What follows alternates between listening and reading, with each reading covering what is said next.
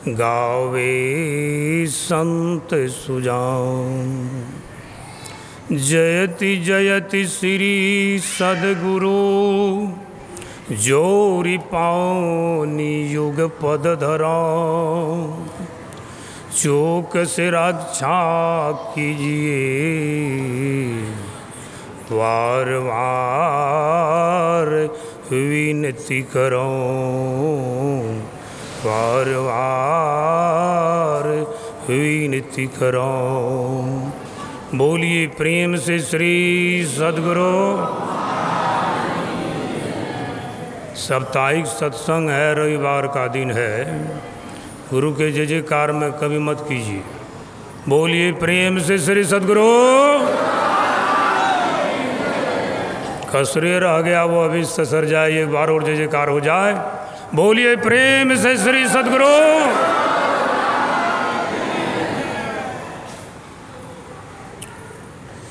परम पूज्य गुरुजन, पूर्वजन,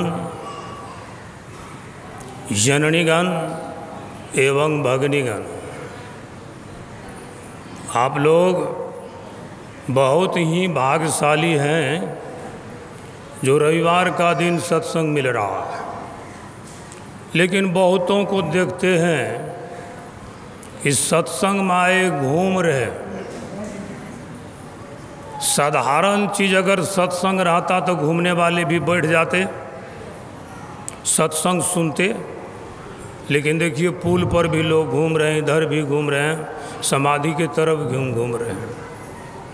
कहते हैं तुलसी जन्म जन्म के पाप से हरि कथा न सुहाय, जैसे ज्वर की ताप से भूख की रुचि जाए। जिसको बुखार लग जाता है, अच्छा चीज़ खाने के लिए दीजिए, उसको अच्छा नहीं लगेगा। इसलिए सब सत्संग सुन नहीं सकते। उसको मानसिक जो बुखार लगाओ, सत्संग अच्छा नहीं लग रहा, और सत्संग सुलभ भी नहीं कि वे सुन पाएंगे। सत्संगति दुर्लभ संसारा। अगर संसार में सबसे दुर्लभ चीज़ है तो भाई सत्संग है। जब तक परमात्मा की कृपा नहीं होगी, राम कृपा बिनु सुलभ न सोई, तब तक यह सत्संग नहीं मिलेगा। इसलिए आप लोग बहुत भाग्यशाली हैं। अभी सुन रहे थे श्री रामचरितमानस से बड़ा सुंदर प्रसंग, और गुरु महाराज का जो प्रवचन है सुधा सागर, उससे भी सुन रहे थे। रामचरितमानस से सुने इस जीवन में क्लेश जो है, दुख जो है, वह कैसे मिटेगा। भगवान बुद्ध का जब जन्म हुआ ना, अराल कलाम आए, उनके पिताजी बच्चे को गोद में दे दिए। अराल कलाम का दाढ़ी हमरे जैसा था। बच्चा जो है भगवान बुद्ध उसी में अपना पैर घुसा दिए और बच्चा हंस रहे हैं। बहुत देर हंसे, बहुत देर के बाद अराल कलाम रोने लगे। उनके पिताजी कहते हैं शुभ घड़ी में आप आए हैं और इस छठिहार का दिन है, आप रो क्यों रहे? कहा मैं रो इसलिए रहा हूँ, यह साधारण बालक नहीं है। यह अगर घर में रह गया तो चक्रवर्ती सम्राट बनेगा, लेकिन रहेगा नहीं। घर से निकलेगा तो संत सम्राट बनेगा। अब मैं रो रहा हूँ इसलिए, अब मैं बूढ़ा हूँ, जब ये बड़े होंगे तो मैं नहीं रहूँगा, दर्शन इनका नहीं होगा, इसलिए मैं रो रहा हूँ। भगवान बुद्ध को कितना देखिए, उनके पिताजी जब कह दिया कलाम, तो पिताजी उनके 16 कोस तक चारों तरफ जो है ऐसा बागवानी लगा दिए, घर बना दिए कि चारों तरफ जो वो देख रहे हैं, घूम रहे हैं, कोई बस्ती मालूम नहीं पड़ता है। भगवान बुद्ध उसी के बीच में सारा सुख सुविधा, शादी भी करा दिए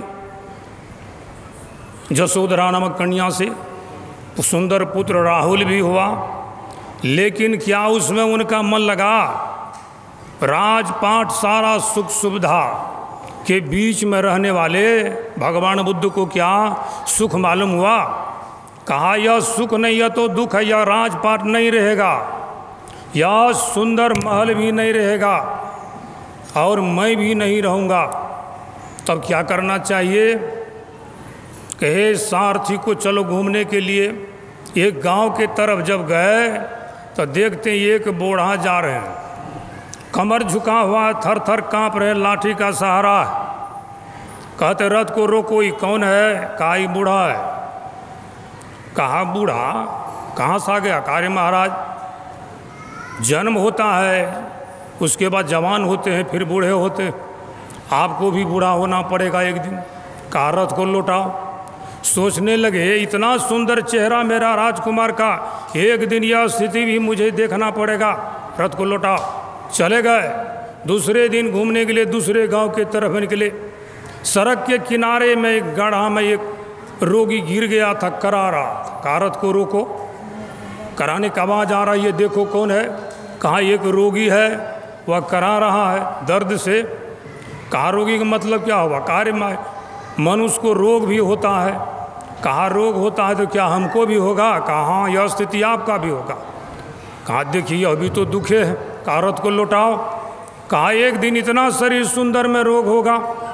लौटा लिए रथ को, चले आए। तीसरे दिन तीसरे गांव के तरफ निकलते हैं, देखते हैं बहुत बड़ी भीड़ है, पीछे से लोग जा रहे हैं और 4 आदमी कंधे पर राम नाम सत है सबका ही गत है कहते हुए जा रहे हैं। कहा रथ को रोको। रोके। कहा ये कौन चीज़ की भीड़ है? कहा महाराज आदमी मर गया, उसे शमशान घाट जलाने के लिए जा रहा है। क्या आदमी मरता भी है? कहा आपको भी मरना पड़ेगा। जन्म होता है, जवानी होता है, बुढ़ापा होता है, अंत में लोग मर जाते हैं, आपको भी मरना पड़ेगा। कहा रथ को लौटाओ। सोचने लगे कि जीवन में दुख ही दुख है, जन्म दुख, जवानी दुख, मृत्यु दुख, बुढ़ापा दुख। अब क्या करना चाहिए? इसी के लिए हमारे संत गुरु सदगुरु महर्षि मही परमहंस जी महाराज पदावली में लिखे हैं, अगर इस दुख से बचना चाहते हैं, और संसार में यह दुख कौन सा है जो सबसे बड़ा दुख है? सबसे बड़ा दुख क्या है? कटोरा लेकर के भीख मांगना, दरिद्र हो जाना। कहा यह दुख नहीं है, इससे भी बड़ा दुख है। गुरु महाराज कहते हैं आवागमन सम दुख दूजा है नहीं जग में कोई। कहा संसार में जन्म लेना और मरना, इसके समान कोई दुख नहीं है, सबसे बड़ा दुख यही है। तो लोग बहुत बैठे हुए थे, कहते महाराज जी क्या इस दुख से बचने का कोई उपाय है? क्लेश से बचने का कोई उपाय? गुरु महाराज चट से कहते हैं इसके निवारण के लिए प्रभु भक्ति करनी चाहिए। कहते हैं अगर इससे बचना चाहते हैं तो भज लीजिए भगवान यही में भल है अपना, आवागमन छुटी जाए मिटे जगत की कल्पना। इससे अगर बचना चाहते हैं तो परम पिता परमात्मा का भजन भक्ति कीजिए। कहते महाराज भक्ति करेंगे कौन? तो कहते हैं जितने मनुष्य तनधारी हैं प्रभु भक्ति कर सकते सभी। पदावली में पढ़ी तो कहते सभी कर सकते हैं। क्या सब कर सकते? सब आदमी भक्ति कर सकते हैं। अभी तो देखते हैं सब घूम रहे हैं, बहुत से आदमी घूम रहे हैं, तो क्या वे सत्संग सुन रहे, भगवान का भजन कर रहे हैं? कहते हैं संत तुलसीदास जी महाराज से पूछते हैं कि भगवान के राम के भक्ति के अधिकारी कौन हैं जो भक्ति कर सकते हैं? कहते राम भक्ति के तेई अधिकारी जिनके सत्संगति अति प्यारी।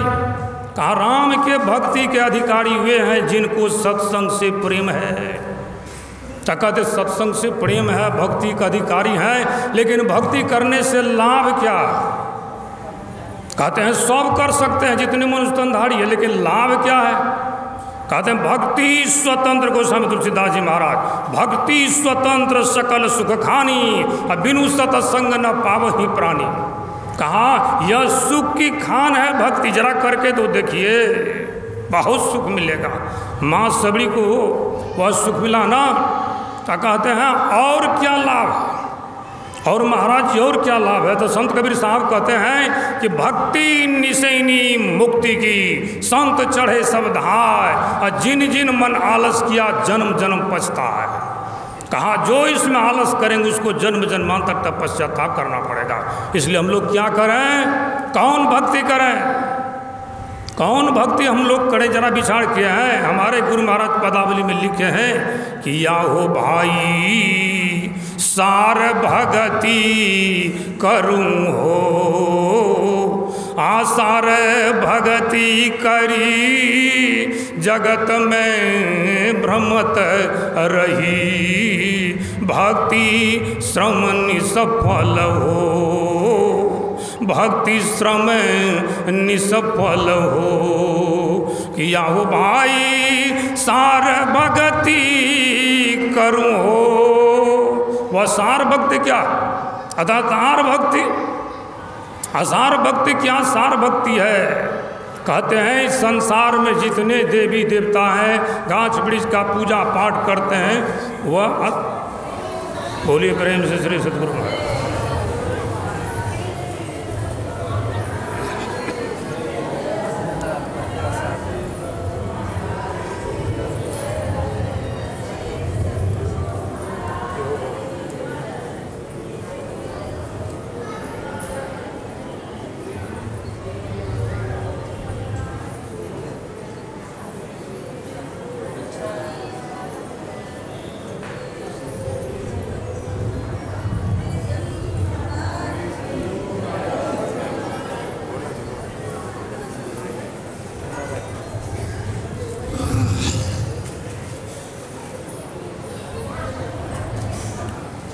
आप लोग बैठ जाइए, शांत हो जाए, जल्दी से बैठ जाइए, समय का बहुत बड़ा महत्व है, बैठ जाइए।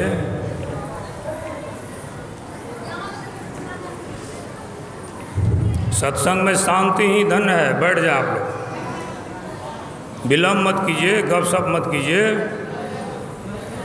सत्संग में आए के बात करे जो आओ, उसको नरकों में नहीं मिले ठाओ। जो अपने नहीं सुनते दूसरे को भी नहीं सुनने देते, पाप का पोटड़ी बांध के घर ले जाते। इसलिए सुनिए। तो मैं अभी कह रहा था, चंद मिनट ही कहूँगा कि सार भक्ति क्या, असार भक्ति क्या। जितने भी देवी देवता संसार में हैं, वृक्ष जिसका पूजा पाठ करते हैं, वह असार भक्ति माना है। सार भक्ति एक परमात्मा की भक्ति है, एक परमात्मा की भक्ति वही सार भक्ति है। वह भक्ति हम लोग करें। और कैसे करें? तो प्रेम भक्ति गुरु दीजिए बिनवों कर जोड़िए, पल पल छोहन छोड़िए सुनिए गुरु मोरी। कि पल पल छो हमको नहीं छोड़िए, क्यों? युग युगान चहु खानी में भ्रमी भ्रमी दुख रोता। चाहे चारों खाने में कितना बार हम लोग गए हैं, कितना कष्ट से हैं, उसका कोई ठिकाना नहीं है। गुरु महाराज कहते हैं ना, पशु पक्षी कृमि आदि की योनि में भरमहु बहुबार। कितना बार भ्रमण किए हैं। नर तनहु कृपा कर दिन हो, अब प्रभु करो बार हो। परमात्मा कृपा करके मनुष्य का शरीर जो दिए हैं, इसलिए हम लोग इस शरीर को प्राप्त करके भजन करें। लेकिन बात तो यह भी है, यह शरीर जो रहने वाला नहीं। गुरु महाराज कहते विलम्ब मत कीजिए, क्षण क्षण पल पल समय सिरावे, नर तन दुर्लभ फिर नहीं पावे। फिर ऐसा शरीर नहीं मिलेगा। दुर्लभ मानुष तन करिए गुरु भजन, बिना रे भजन व्यर्थ जन्म नसावे। नर तन दुर्लभ फिर नहीं पावे। इसलिए न गुरु महाराज जब रामचरित मानस को सुने, 1904 ईस्वी के 4 जुलाई को पूर्णिया जिला स्कूल में जब परीक्षा दे रहे थे, अंग्रेजी की विल्लर शीर्षक कविता का 4 पंक्ति व्याख्या करने के लिए दिया गया था। व्याख्या करते करते अंतिम में क्या लिख दिए? देह धरे कर यही फल भाई, अब भजिए राम सब काम बिहाई। शरीर धारण करने का परम फल है हम परमात्मा का भजन भक्ति करें। इसलिए उत्तरकांड में लिखा हुआ, शिव अज सुख सन कादिक नारद, जय मुनि ब्रह्म विचार विशारद, सब कर मत खगनाहक येहा, करिए राम पद पंकज नेहा। हम लोग परमात्मा का भजन करें। अभी सुने ना, बिना जल का क्या नाव चल सकती है? आसमान में भले फूल खिल जा, असंभव बात है, नहीं हो सकता है। कछुआ के पीठ पर बाल जन्म जा, असंभव, वह भी हो सकता है। खड़ा को सींग हो जाए, वह भी हो सकता है। असंभव काम है, लेकिन हो सकता है वैज्ञानिक युग में है। और बालू को पेड़ने से क्या वह तेल निकल सकता है? पानी को पेड़ने से क्या मिलेगा? घी निकलेगा। लेकिन कहा वह भी असंभव हो सकता है। लेकिन बिनु हरि भजन ना मिटहि कलेसा। बिना परमात्मा की भजन भक्ति किए हुए हमारा ये सारी दैहिक ताप जो है, 3 ताप से हम ग्रस्त हैं। दैहिक देविक भौतिक तापा, 3 ताप से जो हम ग्रस्त हैं, वह ताप केवल परमात्मा का भजन भक्ति से मिटेगा। इसलिए हम लोगों को क्या करना चाहिए?